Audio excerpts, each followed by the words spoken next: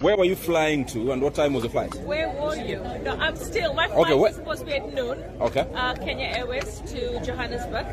I represent Kenya in the Pan-African Parliament. So we have a sitting starting Monday. So we are going early to prepare for the sitting accreditation, etc. So the flight is for 12 noon. I know there'll be a delay. Kenya Airways gave us the notifications that flights were delayed, but we should still come to the airport. I hope that we will be able to resolve the issues. I think this was a strike notice that was given, and I feel sometimes that as government we need to be able to sit and discuss. I think Kenyans just, first of all, Kenyans have to understand what is it that the Adani group is going to provide. Now, I have actually been to Ahmedabad quite a number of times because that's where my husband goes for medical attention. And in Ahmedabad, the Ahmedabad airport has been done by the Adani group. And the first time I went to Ahmedabad 4 years ago, it was a very mediocre airport. Today, it's one 5-star airport. All right, I've been to estates within Ahmedabad built by the Adani group. I think one of the biggest challenges that we have in this country and everywhere in the world is that when you have a tender of any sort or a partnership of any sort, and I've been a victim of that with my Adopt a Like project, or when you have an idea and you come in to try and get that contract, there are going to be many other people that want that contract. So I think what's important is that the government should come clear. And I mean, that's the reason why you have a government spokesman. Break it down so that people understand everything. So how much money is the Adani group going to put? Because I'm a parliamentarian, I'm not in the transport committee, and I want answers too. So I want to know how much money is the Adani group going to put into refurbishing the airport?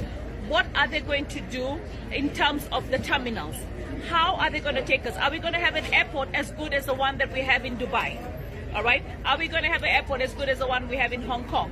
Are we going to really become an airport that can see a traffic of 5 million people? Are we building an airport within those 30 years that can make Kenya a destination for connectivity? And then also, what is their investment? Because obviously if they're making an investment, they have to make a return. But as we're speaking right now, I know that unfortunately, most of the parastatals that we have, including Jkia, are probably not making profits, and they're eating into the need for the government to keep looking for money. So I think just like I am looking for information, I think every Kenyan is looking for information, and the employees of the airport are also looking for information. Because the first thing that they heard was there's going to be job cuts, right? And I think anybody who's coming in has to be sensitive to the fact that the economy is tough and nobody wants to lose their job.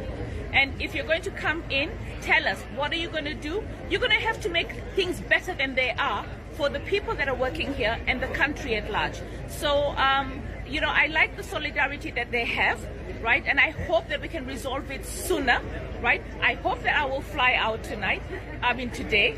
I think I'm going to have a wait, and that's pretty normal.